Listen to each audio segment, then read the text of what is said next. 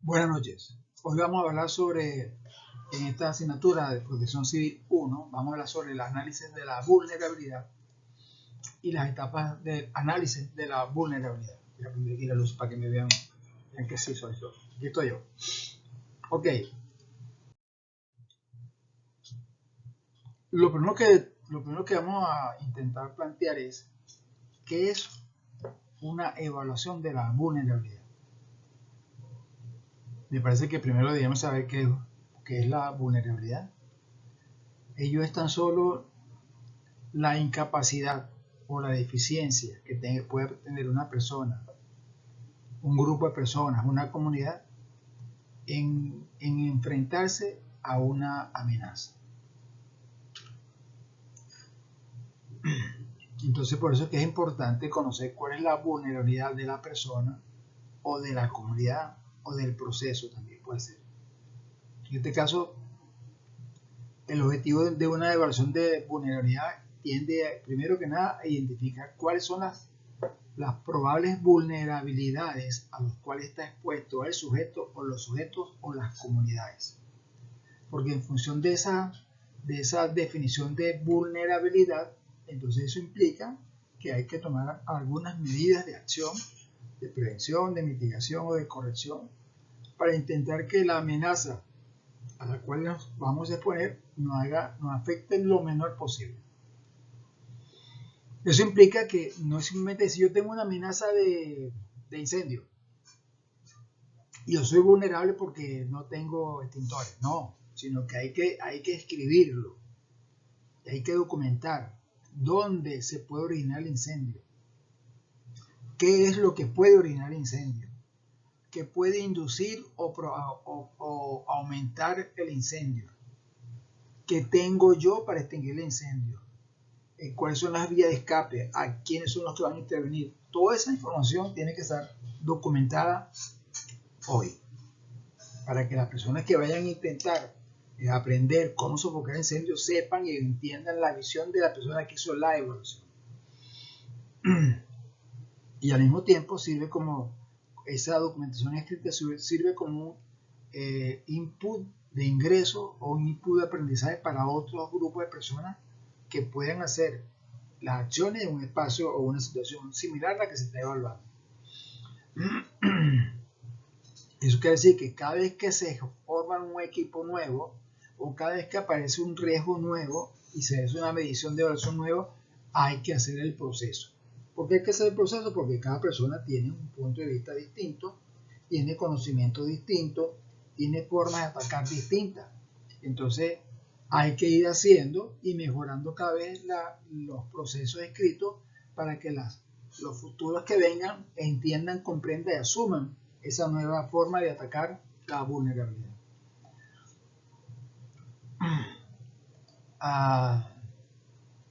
En la medida que yo conozco la vulnerabilidad, me puedo preparar mejor para que la amenaza me afecte lo menor posible.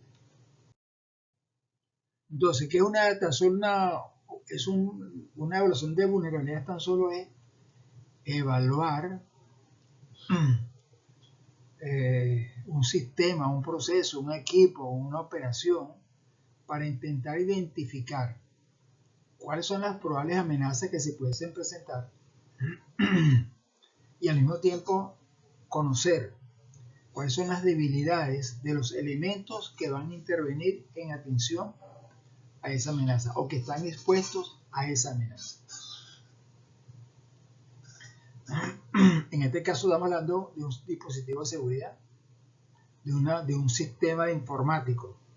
Entonces el sistema informático, en la medida que tenga el programa tenga puertas de acceso para personas no autorizadas, entonces eso implica que el programa en sí es vulnerable o el equipo en sí es vulnerable de un ataque informático. Entonces requiere hacer una evaluación completa para poder identificar, priorizar y mitigar esas probables vulnerabilidades para disminuir la probabilidad de que la amenaza afecte a la seguridad de las personas o de los equipos a los cuales se están intentando proteger. Todas las evaluaciones de vulnerabilidad o todas las evaluaciones de amenaza, de una u otra forma, descubren, además de a qué estamos expuestos, cuáles son las deficiencias que tenemos como personas, como equipo, como sociedad o como familia. O cómo estamos, cuál es la debilidad de organización que tenemos, que no es necesaria o es incompleta o no está dotada adecuadamente. Entonces ahí es donde viene ese análisis de vulnerabilidad, lo que nos está desenmascarando al equipo y diciéndole esto es lo que debes hacer o esto es lo que debes corregir para mejorar tu funcionalidad como equipo de respuesta. Entonces, para poder hacer un análisis hay que conformar un equipo de trabajo, no de una persona, un equipo de trabajo, de ser posible que tengan diferentes tipos de conocimiento, diferentes tipos de habilidades, porque cada uno de ellos va a tener una óptica distinta del problema, y como tiene una óptica distinta del problema, va a aportar ideas distintas, pero todas van a ir al control de la amenaza y al fortalecimiento de las probables vulnerabilidades que tengan las personas, los equipos o las instalaciones. Entonces, en la medida que yo logro el conocimiento de a qué estoy expuesto y cuál es mi deficiencia, entonces eso implica que yo tengo ahora que comenzar a fortalecer a las personas, dotándolo de conocimientos, de equipo, de manejo, de prácticas, simulaciones, para que la gente entienda y comprenda qué hacer en el caso de. Eso implica también que hay que dejarlo por escrito, porque la palabra, como se ha dicho, se la lleva al viento. En cambio el papel, aunque también se la lleva al viento, pero queda registrado la información. Y esa registración puede ser divulgada o compartida con varias personas al mismo tiempo.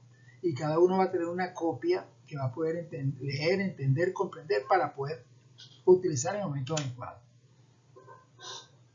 Entonces, para yo poder hacer una evaluación de riesgo, lo primero que tengo que hacer es identificar a cuáles peligros estamos expuestos o está expuesta la persona, independientemente del tipo de amenaza que sea. Ya veremos más adelante, creo que hay una tabla de amenaza.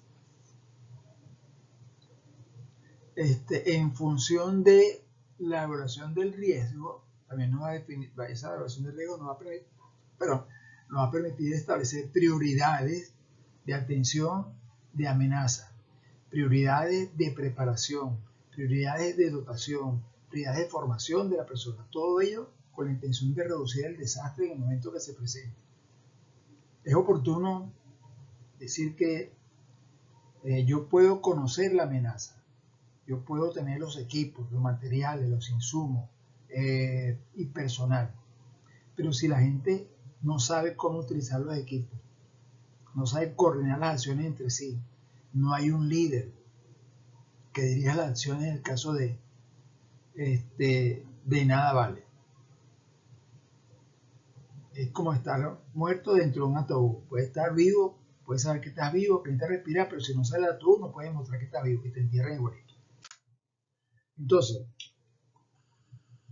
la evaluación de vulnerabilidad es un proceso donde no lo hace una única persona, sino tiene que hacerlo un equipo de trabajo que debe tener los conocimientos, las habilidades y destrezas para poder identificar los riesgos y al mismo tiempo definir o establecer en común acuerdo con otras personas, con las personas afectadas a esa amenaza, cuáles son las probables acciones que se van a tomar. Ello implica saber qué es lo que las personas conocen, saben, qué equipos disponen, cuáles son las rutas de evacuación, cuál es su preparación, cuál es su formación, si tienen un plan de emergencia familiar, si no lo tienen, cómo actuar o cómo defenderse en caso de una situación.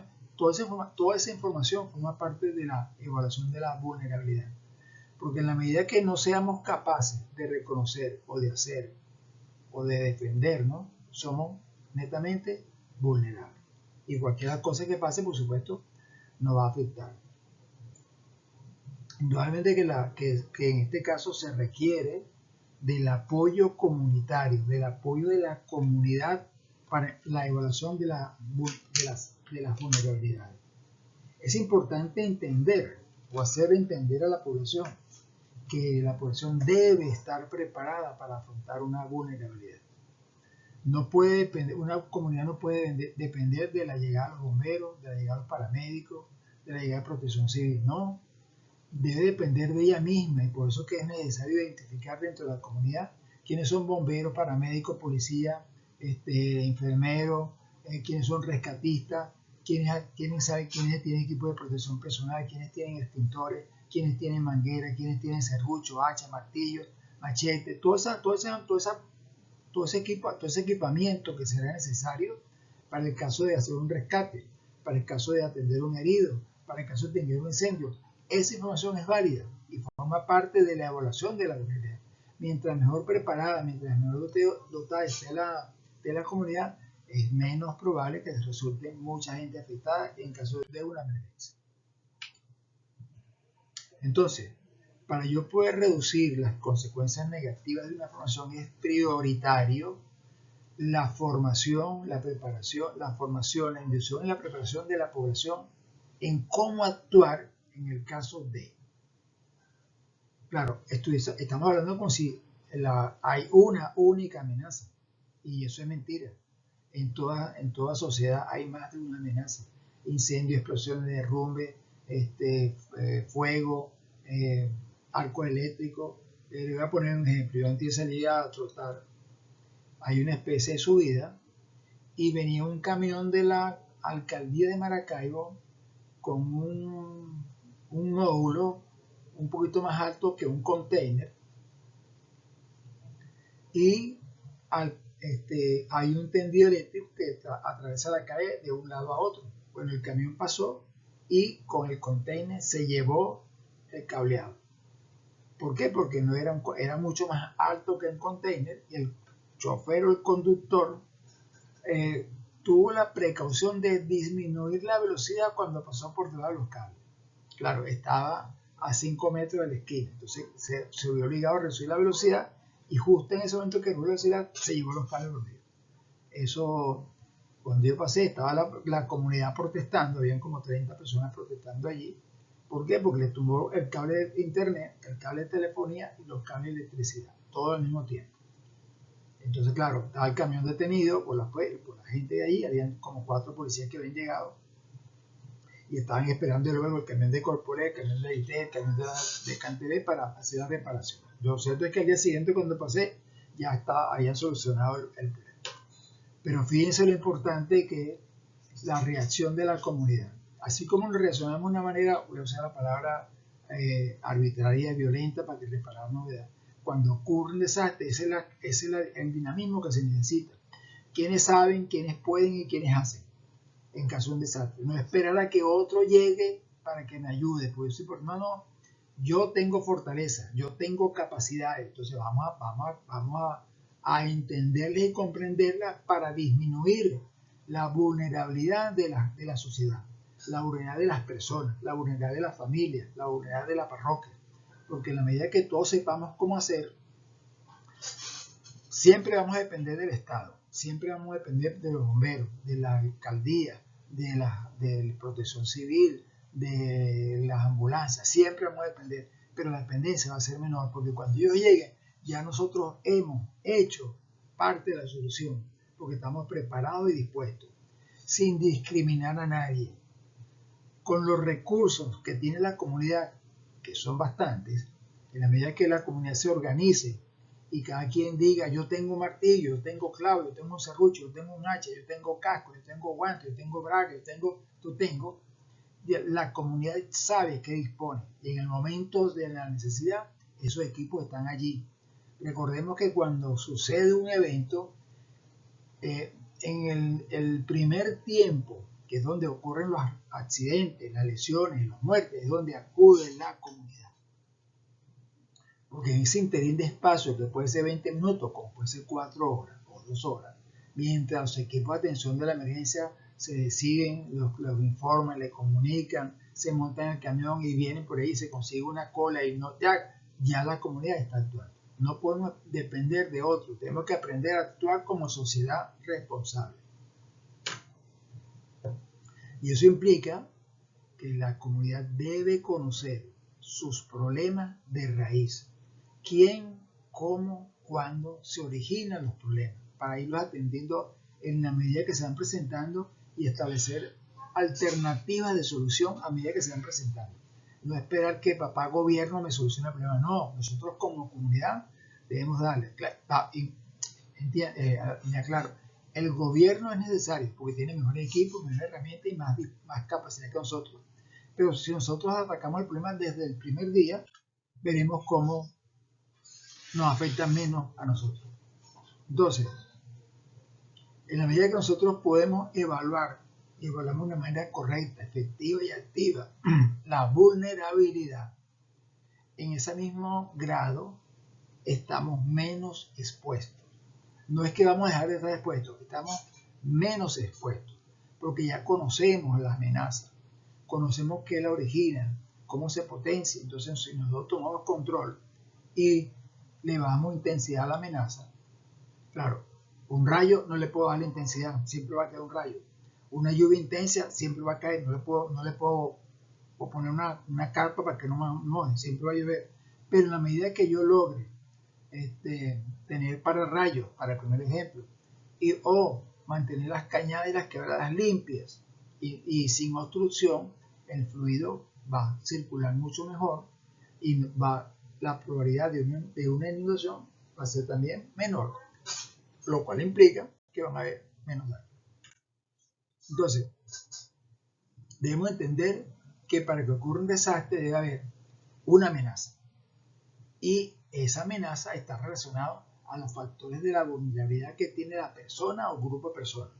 Entonces, desde el punto de vista de la vulnerabilidad, tenemos los medios de subsistencia y la capacidad de resistencia que tienen las personas o las comunidades. Resistencia no es de fuerza, ni subsistencia es de vivir. Cuando hablamos de capacidad de resistencia es cuánto tiempo yo puedo actuar para disminuir los efectos y consecuencias de una amenaza. Cuántos medios dispongo para solventar las necesidades de alimentación, medicina que necesita la población mientras duren los efectos de la amenaza. ¿Cuál es la condición básica de las personas y su bienestar para poder decir soy o no soy vulnerable? O sea, yo debo tener, si yo vivo en una casa que es de cartón y el techo es de cartulina, indudablemente que estoy altamente vulnerable a una lluvia. Pero si yo además de eso tengo una casa de metal y la tengo montada en un árbol, también estoy expuesto a morir porque cae un rayo y el metal y la madera van a ser conductoras de la muerte de todas las personas que están puestas en esa casa irresponsablemente. La condición del entorno de la vivienda. Muchos de nosotros nos preocupamos porque la sala esté limpia, los cuartos de la cocina estén limpios. Pero nos olvidamos del entorno, del alrededor de la casa. Entonces nos paramos al frente y vemos un poste con un transformador arriba y chorrocientos cables mal conectados, empatados que salen de él y que llegan a la casa o las casas de los vecinos. Tenemos un árbol gigantesco de mango, por ejemplo, que hay mucho aquí en Maracaibo, o no recuerdo el nombre de las otras, que las ramas entrecruzan el tendido eléctrico, pudiendo hacer una tensión excesiva, romper la guaya o romper una línea eléctrica. La condición que tenga la vivienda desde el punto de vista de construcción o desde el punto de vista de limpieza, vacío, correo, acomodo dentro de la casa. La autoprotección, que es la calidad de preparación de la persona en cómo actuar en caso de una emergencia o dar primeros auxilios o hacer rescate. Y por último, ¿cuál es la protección social que tiene cada uno de nosotros? Tenemos un seguro médico, conocemos el primer auxilio. Y por último, y por lo menos importante, ¿qué hace el gobierno en función de la protección de la sociedad? ¿Cuál es el grado de formación que tiene la gente de protección civil, la gente de la Cruz Roja?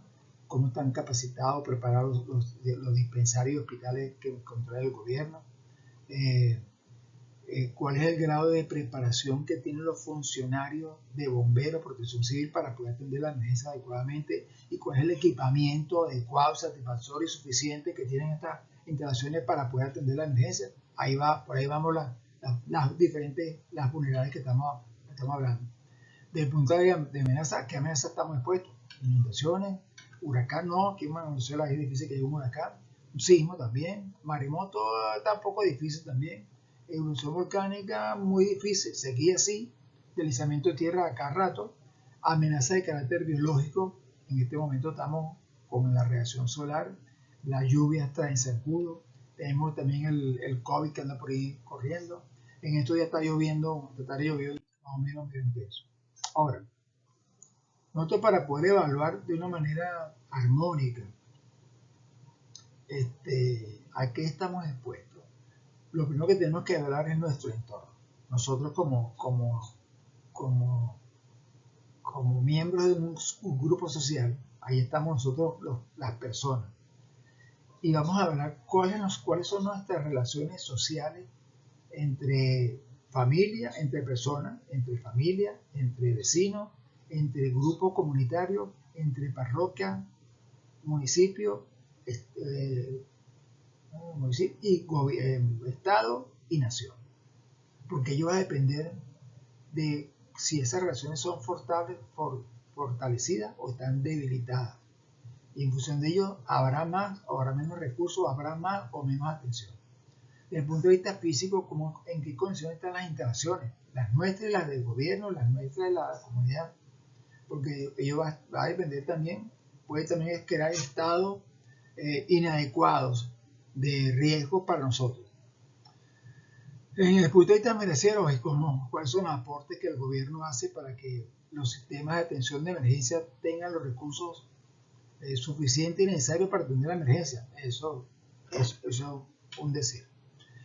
Todo eso va a influir en la forma como se atiende una emergencia. Desde el punto de vista de si existen normas, leyes y políticas. En este caso tenemos la ley de protección civil, la ley de manejo del riesgo, tenemos la ley orgánica de prevención del medio ambiente del trabajo. ¿Cuáles son las estrategias que tiene el gobierno para la formación de personal para atender la emergencia? ¿Cuáles son las estrategias que tiene el gobierno para que la comunidad sepa cómo atenderse? En este caso, Protección Civil tiene un curso que se llama CAPCOMEA, un curso que dura 3 días, capacitación de las comunidades en manejo de emergencia. Es cuestión de que la comunidad le pase una carta a Protección Civil la recibe, va a la comunidad, coordina el día, la fecha y el sitio y elige los instructores. El día señalado, la comunidad debe tener ahí refrigerio, las mesas, la silla y la comunidad. Llega bombero y durante 3 días hace los 3 talleres para preparar a la comunidad en atención de la emergencia. Claro, en la medida que la comunidad esté más o menos preparada, estará o está bien, o está grave, o está intermedio. Porque cada comunidad tiene personas y cada una piensa de una manera distinta. Cada una de ellas actúa de una manera distinta. Y contribuyen o no contribuyen, o contribuyen de una manera también distinta. Eso implica que va a haber un riesgo a una o más amenazas, depende del tipo de amenaza, depende de las amenazas que sean identificadas, depende del grado de vulnerabilidad que sea identificado para cada amenaza. Entonces eso va a revertirse nuevamente en cómo el entorno o cómo la sociedad se evalúa en esos 5 factores que están allí y aparece lo que se llama la resiliencia, que es la capacidad de afrontar la amenaza de una manera efectiva, suficiente y eficaz. O atenerse al impacto porque no tengo leyes, porque no tengo estrategia, porque no tengo personal capacitado o dispuesto a atender la emergencia, tanto en el Estado como en la comunidad. Y todo eso va a depender, va a influir en qué nivel de riesgo estoy o voy a quedar antes, durante o después que la amenaza se haga presente.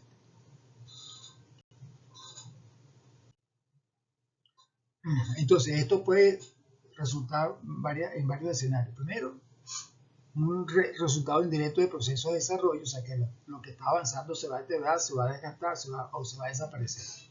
Segundo, va a disminuir las condiciones económicas del espacio geográfico porque todos tienen, aparentemente van a tener que, no desde cero, pero sí le va a costar un poco salir.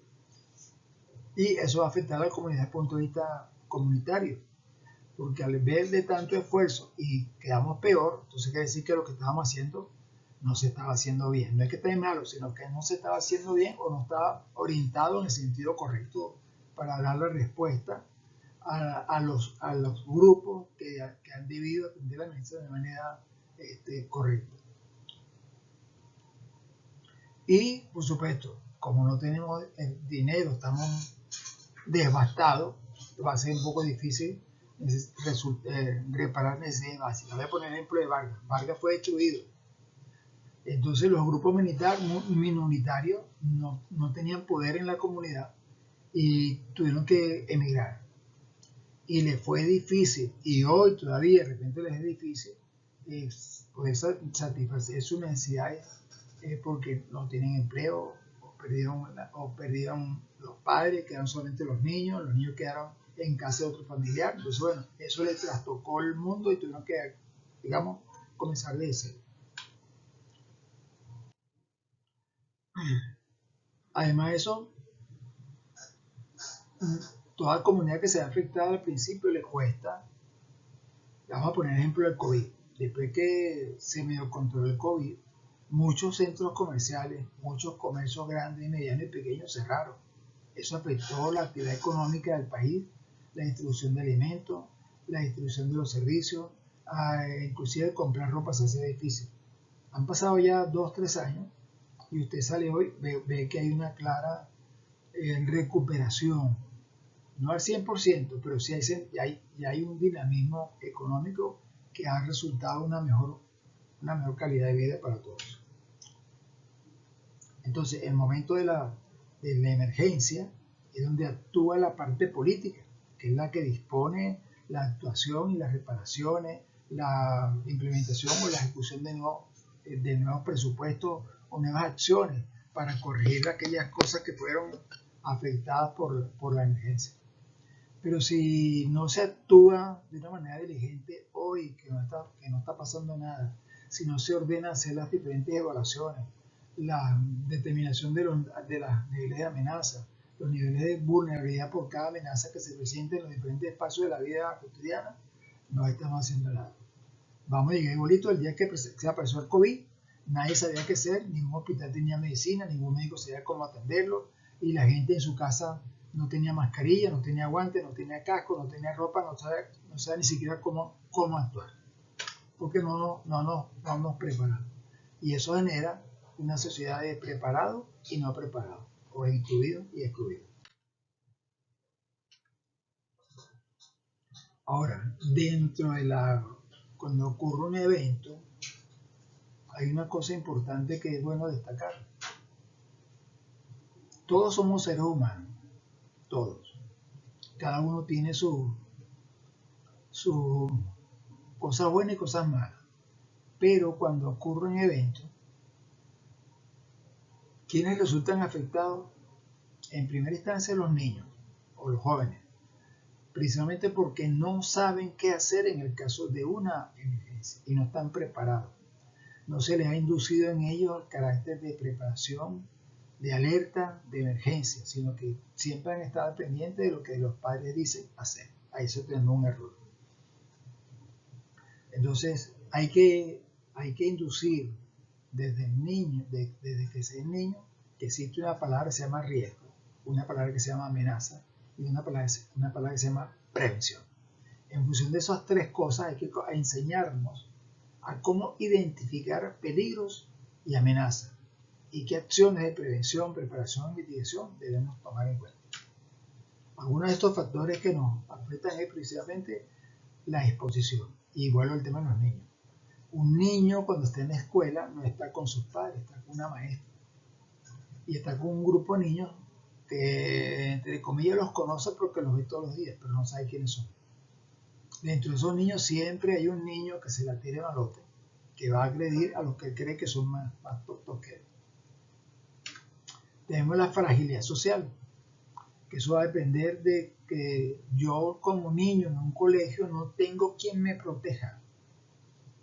Solamente tengo a la madre que no es mi madre, a la maestra, perdón, que no es mi madre, pero solamente me protege cuando me está viendo y no está pendiente de lo que yo hago o dejo de hacer cuando estoy en el colegio. Simplemente me atiende cuando me está viendo. Si no me ve, no sabe quién soy.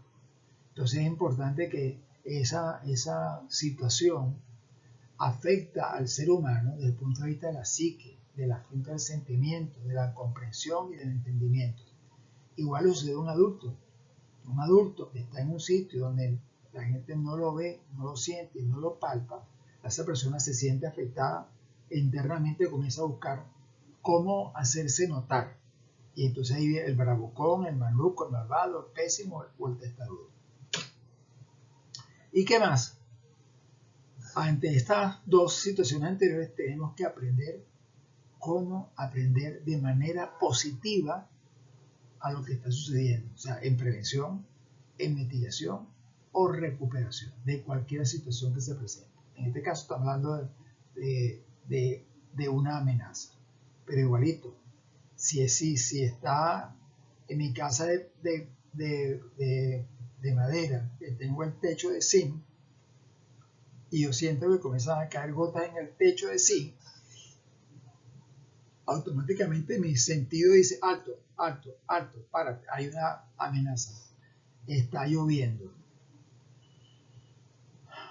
Hay casas de zinc que con una simple gota comienza a gotear, otras que con una lluvia intensa comienza a gotear, cada una tiene una condición distinta física, pero la persona que está o las personas que están dentro de la casa cuando comienza la lluvia comienzan a rezar o a moverse, a poner con vasito, casa, tazones para evitar que las goteras le dañen los efectos que están dentro de la casa. ¿Y eso por qué? Porque la fragilidad social que tenemos no nos permite obtener recursos para reparar el techo, o no nos permite los recursos para ir a una casa que no sea de techo de zinc, o no nos permite cambiar el techo o reparar el techo en definitiva. Entonces fíjense cómo las situaciones se van variando en función del tipo de amenaza que podemos estar viviendo. Entonces, dentro de todo eso tenemos la tolerancia social a los delitos o a la violencia. Tenemos la corrupción o la impunidad. Tenemos los mensajes de los medios de comunicación. Tenemos la deserción escolar. Tenemos la situación socioeconómica de la pobreza que nos rodea, el aislamiento social y la falta de apoyo familiar o comunitario y la dependencia de otras personas o instituciones. Todo ello conduce a una baja autoestima social, personal, familiar, porque no contamos con los recursos, no tenemos la capacidad de aceptar y prepararnos para mañana, sino que aceptamos y listo, yo soy pobre y seré pobre toda la vida. Yo pongo este ejemplo, yo soy pobre. Mi papá era chofer de taxi urbano, mi mamá era costurera y yo soy el mayor de nueve hermanos. Y en función del esfuerzo de mi padre y de mi madre, que yo y mis 8 hermanos nos estudiásemos, hoy somos 9 profesionales. Eso conllevó, claro, algunos sacrificios, pero la consistencia, la insistencia del esfuerzo de ambos dos lograron que seamos lo que somos hoy en día. Es muy fácil decir, tengo 8 barrigones y bueno, voy a ver si comen. O sea, usted sabe, voy a Maracaibo, yo en estos días fui a la plaza Indiomara, habían 2 jóvenes de una etnia, gira, tendrán, qué sé yo, unos 30, 35 años. Cada una tenía un niño de 8 o 9 años. Y cada niño lo que estaba haciendo era en la farmacia, que está frente a la plaza, pidiendo dinero, vendiendo chupeticas y las 2 señoras sentadas en una sombrita de la palmera. Entonces el niño recibe el dinero, entonces el niño salía corriendo, mamá, toma, y le daba el dinero a la señora. Para mí eso se llama esclavitud. O sea, ellas dos que tienen edad para trabajar, tienen de esclavo a 2 niños que trabajan para ellas. Y me imagino que si no recogen dinero, les cae a palo. Algo así por ahí. Es un comentario personal, pero no sé si es verdad. Entonces, para yo poder disminuir el grado de vulnerabilidad de la sociedad, tengo que tener el apoyo social y familiar. ¿Qué significa esto? Cada uno de ustedes tiene una familia, papá, mamá y hermano. Y llega usted que es estudiante de administración de desastre y dice, oye, yo quiero hacer un plan de emergencia por si acaso. Que es lo primero que le van a decir, ya vas a comenzar tú con tu idea loca. A mí no me metas en eso. Yo no quiero saber nada de eso. A mí no me llamen, yo no colaboro, no quiero saber nada de eso. Entonces, ese apoyo que requiere el estudiante para su aprendizaje formal lo pierde. Entonces necesita buscarse otro grupo de personas que de repente le van a cobrar o de repente lo van a hacer de mala gana. Pero lo importante es cuál es la voluntad que tienes tú como estudiante de convencer a tu grupo familiar de que participe en el desarrollo. Yo he tenido padres que me han mandado mensajes, mi hijo no va a hacer esto porque eso afecta en la seguridad familiar. Eso es mentira, digo yo, le devuelvo el mensaje. Eso es una opinión personal, pero eso es mentira. Usted no lo hace, usted está afectando el crecimiento educativo de su hijo. Porque si su hijo logra vencer el miedo de atender a la familia, puede atender a otra familia. Y el Señor después me dio las gracias e hicieron el video de la evacuación.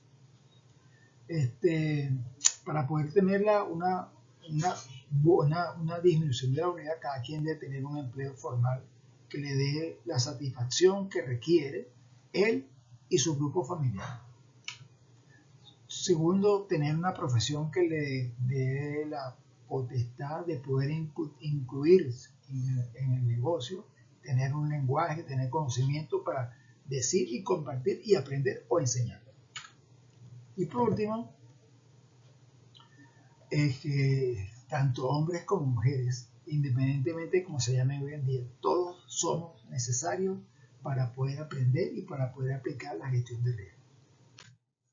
Entonces, ¿cómo se relaciona la vulnerabilidad en la comunidad? Lo primero que tenemos que identificar es el contexto. ¿Qué es el contexto?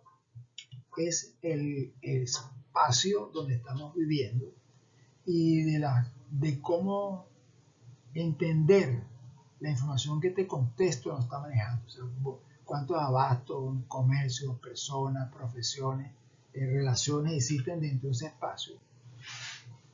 Dentro de un espacio definido, o sea, el barrio José María Vargas, que no sé dónde queda, es un espacio definido, donde tiene tiene calles, avenidas y casas, edificios, comercios, farmacias y dispensarios.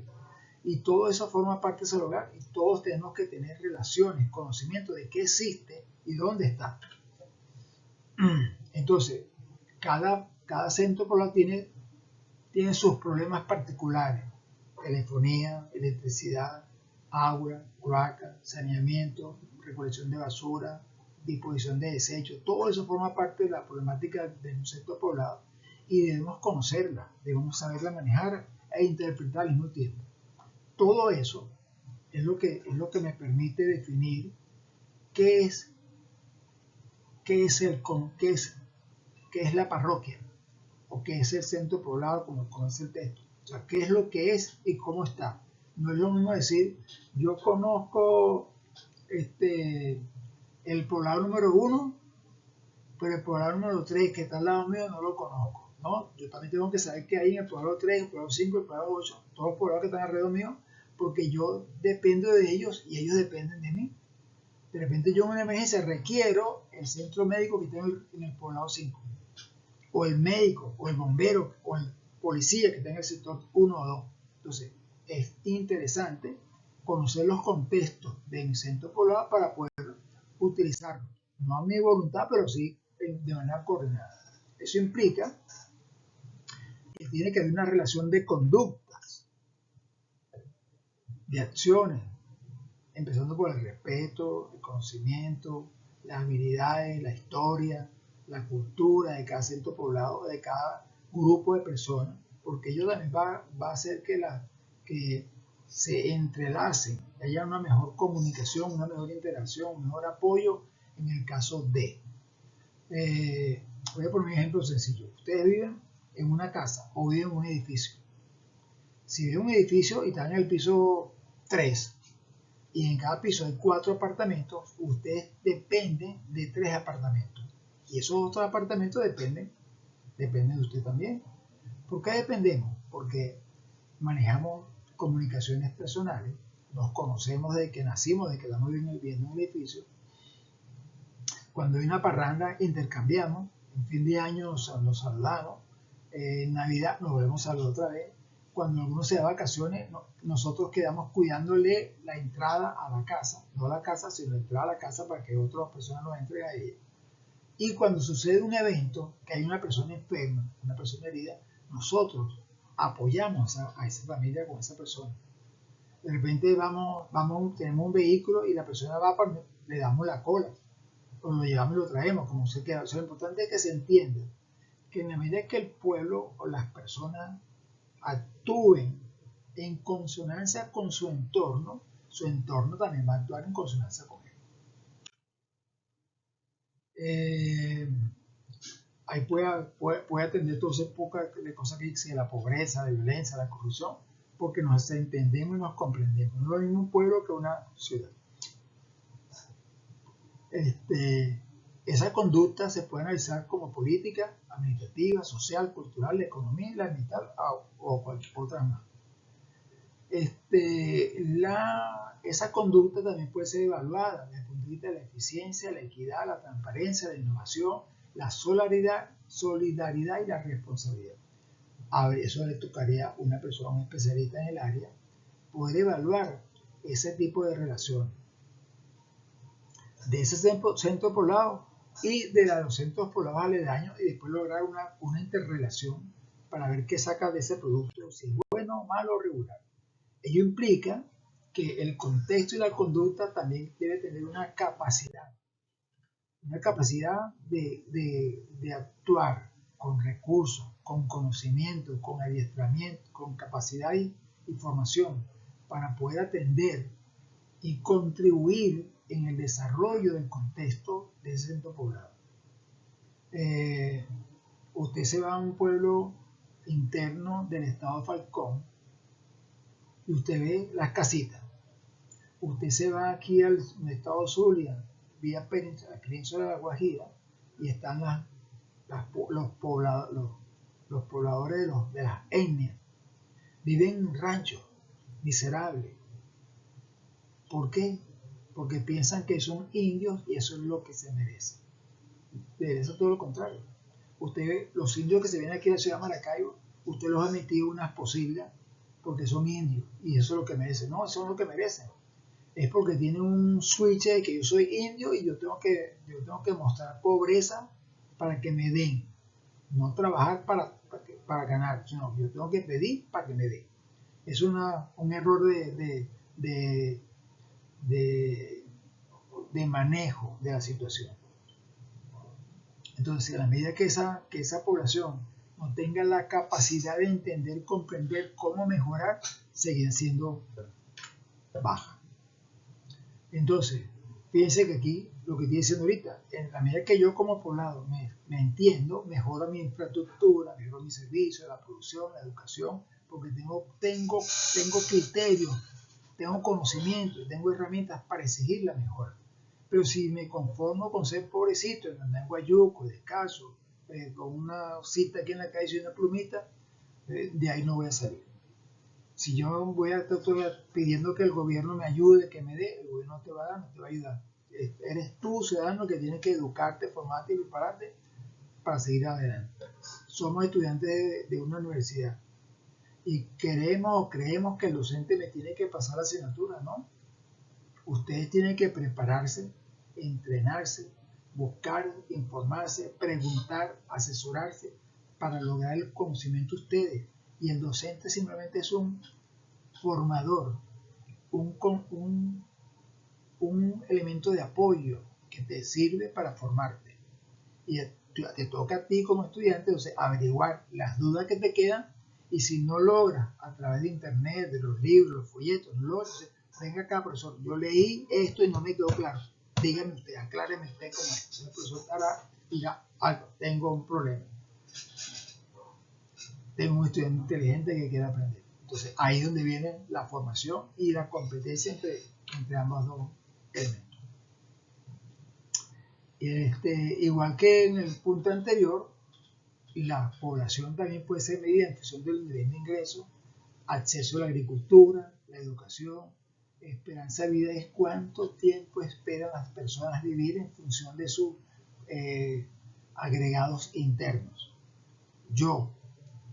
Mi esperanza de vida es hasta los 85 años. Después a 85 veces llego hasta los 90, pero hasta ahorita mi meta es llegar a 85. Sigamos. Las capacidades que puede tener un centro poblado puede ser fortalecidas primero que nada por el gobierno local, nacional o regional, y por ellos mismos, por supuesto. O sea, de nada vale que yo llegue y el Estado cree una escuela y un bachillerato y una universidad si la gente del poblado no quiere estudiar primaria, secundaria ni universidad. O sea, yo tengo que motivar, el gobierno tiene que motivar a la gente a que aprenda, a que se fortalezca, para que cree expectativas y busque vías de mejorar. Entonces eso implica que yo tengo que estar convencido de quién soy y a dónde quiero llegar. Quién soy y qué quiero ser. Eso implica formación, la educación, la visión que pueden tener las personas. Y eso implica que la gente tiene que tener principios. Y los principios se logran solamente con educación, con esfuerzo, con trabajo. Entonces es donde llega el respeto, el diálogo, la solidaridad, la participación. Todo eso forma parte del crecimiento de la población y eso no se logra del día a la mañana. Es un esfuerzo, primero que nada, personal, individual y después colectivo. Y por último, social. Entonces, eso me va a permitirme obtener una identidad. ¿Quién soy y para qué soy? Bueno, eso implica cuál es el grado de conocimiento, dónde estoy ubicado, para qué sirvo, dónde me eduqué, hacia dónde voy, qué quiero ser, cuáles son las expectativas que tengo, qué es lo que quiero tener y qué es lo que quiero poseer. Y eso va, en la medida que existan profesionales, se va fortaleciendo la sociedad. Y por eso hoy tenemos barberos, soldadores, mecánicos, torneros, gerentes, bancos, farmacias, porque la gente se crece intelectualmente y comienza a tener expectativas y comienza a trabajar en función de crecer como sociedad, como nación. Entonces, un centro poblado, primero que nada, se reconoce como persona y se valora como persona.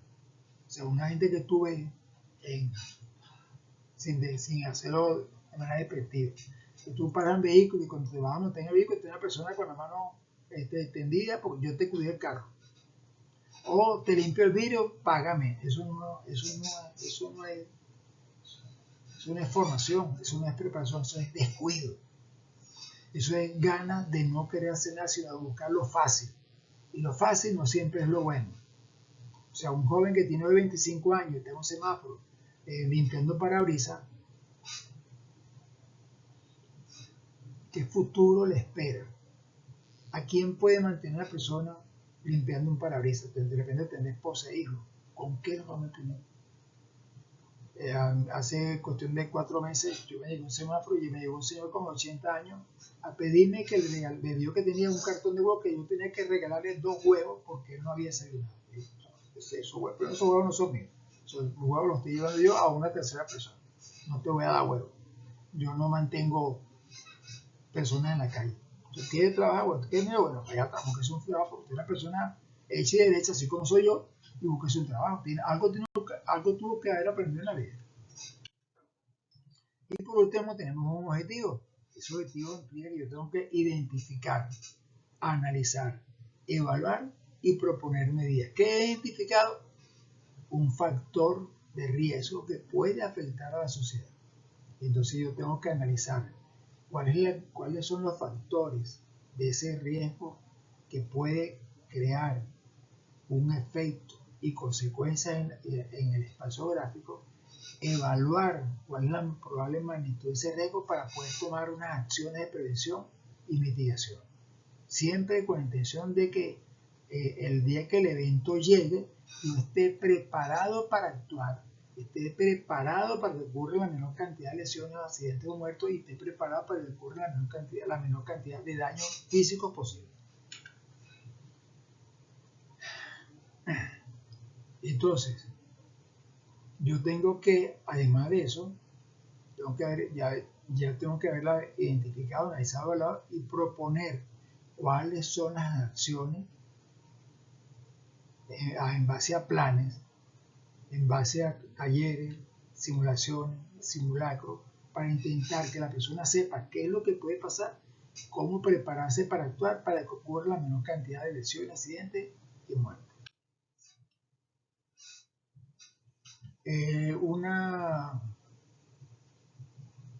La vulnerabilidad es el grado de eficiencia que tiene o preparación que tiene la persona, un organismo, una institución para afrontar una amenaza. En este caso, lo primero que tenemos que hacer es evaluar o identificar dónde vamos a trabajar, en qué espacio geográfico se va a trabajar para identificar las vulnerabilidades, las amenazas y las vulnerabilidades. Hacer un mapa de peligro, o sea, una carta dentro de un plano, una carta, un dibujo, una nosada, vamos a identificar cuáles son los peligros en ese espacio y vamos a enmarcar el probable espacio de efecto de ese peligro. Si es una inundación, cuáles son las áreas afectadas. Cuáles son los elementos que pueden ser expuestos. O sea, dentro de este círculo que marqué aquí como inundación están las iglesias, los abastos, las farmacias, las panaderías y estas casas. Hacer el mapa de exposición que va a involucrar cuáles son los elementos que están expuestos en el peligro y indicar en una tabla la cantidad de habitantes que existe, cuál es la probable cantidad de heridos, muertos, desaparecidos, cuál es el tipo y número o cantidad de casas que existen en el espacio, comercio, vehículos, talleres, todo eso hay que describirlo.